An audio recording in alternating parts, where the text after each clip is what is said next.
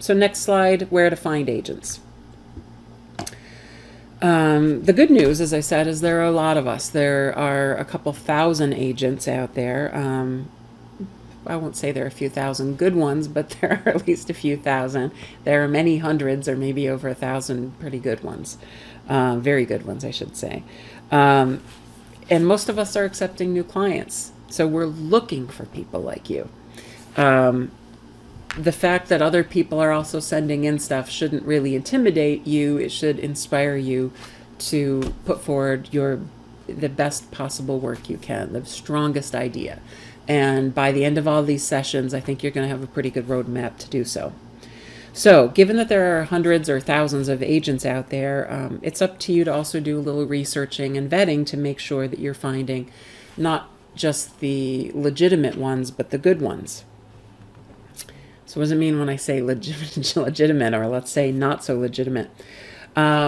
Easiest rule of thumb is the traditional legitimate agents, and there are easily 1,000 or more of us, or 2,000. We don't charge. The money flows through us to you. Publishers pay us. We take out our 15%. We pay you. Any agent who's asking for money from you, that's not a legitimate agent. In fact, in publishing parlance, they're called schmagents. There's some editors who coined that term, and I kind of get a kick out of it. So money flows to the author, not from, with legitimate traditional publishing agents. There are also quite a few agents who mean well, but they don't have the contacts. So the grim truth is that any agent, any person can hang out their shingle and say, okay, I'm a literary agent now. I'm open for business. The problem with working with that, I really don't know why they do that. I mean, you'll see there are a lot of like small, crappy publishers, that are a step up, maybe quarter step up from doing it yourself. And maybe they sell to them, but there's no money. There's no advances with these small presses. So I don't know if it's an ego thing, why some people say, well, I'm a lit agent now, and they don't do it. Most agents, you can live outside of the Northeast and the New York area and still be a good agent. I'm just upriver from the city on the Hudson River, but for years I had my office in Boston, which is still considered in the gravitational pull of New York. So most agents are going to be sort of, Philadelphia, even DC on up to Boston, New York, kind of that big triangle is where the bulk of them will be. There are some fantastic agents out in California. But the most important thing is that, and there's a few in Colorado, and I think there's one in Texas, one or two in Texas that I know of, who are really good. But for the most part, we're clustered in the Northeast. And the reason why is that, well, that's where big publishing is. That's the epicenter. That's where all the big five publishers are, and many of the medium ones, with a few scattered in Philadelphia and Boston and places like that. So much of what we do relies on what editors we know, what we know about their tastes, what we know about books they love, have lost, getting FaceTime with them.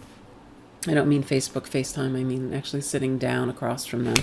And if you're hanging out your shingle in Oklahoma City and you've never had anything to do with publishing before, and you say, hey, I'm an agent, I just don't see how in the world that person would know who to send which book to, what the precedents are for contracts. It's just, it boggles me that people try it, but they do. So how do you know if somebody's a legit agent or not? Well, you can look at where they live. You can look at their bio to see, even if they live in California or Denver now, did they ever have anything to do with publishing? Not necessarily a prerequisite, because the number one way to find out if an agent is legitimate and a good agent is, have they sold books? If so, what kind and to whom? So this is where you're going to go to a website called publishersmarketplace.com. And after I go through this list, I'm going to pull up the good old internet and I'll show you some of these sites. So Publishers Marketplace, I mentioned it in the first session, that is the sort of central clearinghouse for the publishing world. In One of the links on Publishers Marketplace, if you are a $25 a month subscriber, is something called the deal database, and 50% of all deals are reported on there. It's not always up to date. For example, I have embarrassingly over 20 deals backlogged that I haven't reported yet, and I need to. So somebody looking me up wouldn't see the last couple dozen book deals I've made. So, but for the most part, people aren't as behind as I am on that particular thing. You're going to get a good sense of where they sold. So you're going to see 100 and some listings for me with, because they haven't, I think they started capturing, deals and reporting deals in 2004, 2005. So you should be seeing, though, sort of a minimum of 40 or 50 deals for an established agent. Many of them will go up 100 or more. Again, not all deals are reported, but you can get a good picture there. You can see who they're selling to. I will walk you all through that. So we're looking for, has the agent regularly sold books to the larger presses? Easiest, most important thing to look for. If the agent hasn't and the agent is relatively new, you ideally want to make sure they're working for an established agency, so that even if that person's new, and face it, we were all new at one point, if they work for an established agency, you know that there are going to be others in the agency who have those contacts, are training that agent, have been training that agent. So on Publishers Marketplace, you'll see that you could also click on the agency to see what kind of deals they've sold. So you can do homework pretty easily. $25 a month. You can even just get it for 1 month to make your agent list. You'll be pretty happy. You might want to cross-reference that with, Publishers Marketplace. Sorry. You might want to cross-reference that with the next link and lead, which is called AAR, Association of Authors Representatives. So remember when I said any person could hang out a shingle and say, I'm a literary agent now and I'm open for business. There's no legal governing body for us. There is, however, the AAR, Association of Authors Representatives, and it's the closest thing to a governing body that you're going to find in agent land. And it's not that easy to get into. In order to be a member, you have to have been in business for a certain amount of time. You have to have sold a certain number of books to the right kind of places, and you have to be vetted and referred by 2 longstanding members or existing members. So they take it seriously. There's a big canon of, very detailed canon of ethics that we subscribe to. You are not going to find an agent who's a member of AAR who has some shady side deal charging authors money for the chance to for the right to represent them. Remember, money goes to the author, not from the author in traditional publishing. So cross-referencing with AAR is always a good idea. I've been a member since I think my third or fourth year. And we all know each other too, it seems. It's a small world for a business with thousands of people in it. Somehow it operates in a very small bubble sometimes. Excuse me. So the last thing I'll say about AAR is that there are fantastic agents who are not members of AAR. That's not a red flag necessarily. It's just a great place to cross-reference, because if the agent is a member of AAR, then you know that there's no chance of anything hinky going on. Why would someone not be part of AAR? Well, they're monthly dues or yearly dues, I should say, annual dues, that in part pay for a number of sessions and meetings that we have. So for agents who used to be in New York, let's say, and now live in San Francisco or Los Angeles, they get no benefit from it other than having their name in a database. So a lot of them don't bother. There are a couple other reasons why agents might not want to be a part. Again, not a big flag if they're not, big red flag if they're not part of it. It's okay. It's just a great cross-reference for you. Okay, websites of writers' conferences. So whatever genre it is that you're interested in writing in, from writing a thriller novel to a biography of some famous doctor, I don't know, making this up. There's chances are there's a writers' conference sort of geared toward that genre. And with very little digging on Google, you can find these conferences and usually look at past conferences and what agents were presenting there. Any agent who goes to a conference that specializes in a genre you're writing in very clearly is looking for new authors and actually hoping to meet them, because it's a chance for us, kind of a rare chance for us to interact with authors instead of just getting their work in an email and sending them a form rejection. More on that later. Okay, so websites of writers' conferences. Great resource. You get their bios. You get a more up-to-date look at what they're looking for.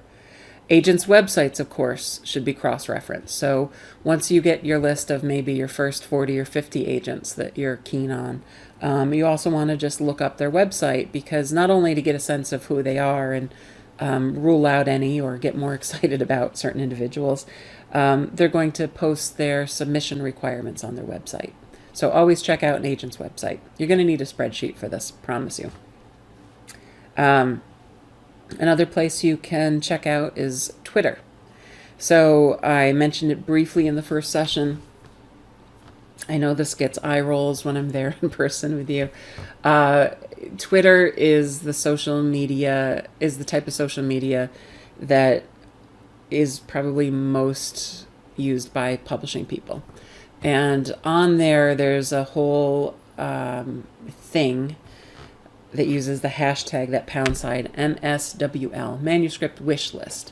So this is probably more for the agents and editors under, 35 or so. They're probably most active posting on Manuscript Wishlist, but you'll get kind of to the minute, or, well, to the month, let's say, updates on what editors are looking for. What agents are looking for. And I'll show you a few of those when I scroll through. Another place you can find agents, similar books. So you're going to need to look at what books are comparable to the book that you want to do. Take a minute and check out the acknowledgement section. We're usually thanked in there, as I think we should be. No, we appreciate being thanked in there. So you can usually find out who an agent was by looking in the acknowledgement section of the book. And usually you'll see some nice things, although I had one author relationship that went a little south. I just don't know what it is. There's like a diva button that gets hit sometimes once an author gets a book deal, where they were really reasonable before. They completely aren't after their book deal. And there's no clues. Like, I can almost never tell ahead of time who has a diva switch in them and who doesn't. So in this case, this author was 1.5 years late. She only had to write 14,000 words it was a big, lush photography book on these mansions of the Thousand Islands in New York State. It was a beautiful book, and she was a hoity-toity travel writer. Actually, I shouldn't say anything more because I'm going to give her name away. But I had to hound her so much to get these 14,000 words in. That's like 1/8 of a normal book. And she was so late, and I had to salvage this contract so many times that things were a little tense. And I didn't see the acknowledgement page until the book was published, so I get these beautifully finished copies in my office, and I, of course, turned to the acknowledgement page to see what my lovely author wrote about me. And all she wrote was, "And I suppose I should thank my agent, Sorka Fairbank," period. That was it, nothing else. So she was a little passive-aggressive. At any rate, you might find some funny things in the acknowledgments, but at the very least, you should find the agent's name. So then there are a series of yearly publications, usually put out by Writer's Digest. So there's Writer's Market and there's Guide to Literary Agents. And those are annual compilations of who's buying what and who's repping what. So we're in both of those. Writer's Market has a section on lit agents, and of course Lit Agents is a whole book dedicated to agents. I will just caveat this by saying that a little over a year ago, the publisher of Writer's Digest was bought out by Penguin Random House. So Big Five, big publisher number one. Up until, I think, last November, there was a website you could go to as well for Writer's Market. But it's temporarily offline while Penguin Random House figures out what they want to do with the website. But you can still buy the annual book. The only thing that I will say about that is never rely on these books by themselves, because our information and our lists of what we're looking for is usually about a year old by the time the book comes out, because they get that from us so early, and then they're assembling the whole book, printing it, shipping it, getting it into bookstores ready for, I think it comes out in, I can't remember now if it's August or November, might be November. But at that point, we've had it in since almost a year before then, so always cross-reference with an agent's website. And then there's another great little compilation. Jeff Herman most years puts out a guide called Guide to Book Publishers, Editors, and Literary Agents, and he's much more conversational in them. So if you can even, I'm sure you can check it out of a library if you just want to take a quick look. You might find out what somebody's cat's name is or what kind of beer they like to drink. He will rotate the questions, so it's not just, here are the genres I represent. There's just a touch of, here's the sort of person I am. Okay, so that's where to find them. I'm going to escape this screen for just a moment so that I can get to show you some of these websites. Okay, so I'm just going to walk you through a couple of the resources that were on this last slide. So first one was Publishers Marketplace. You'll see it up here, publishersmarketplace.com.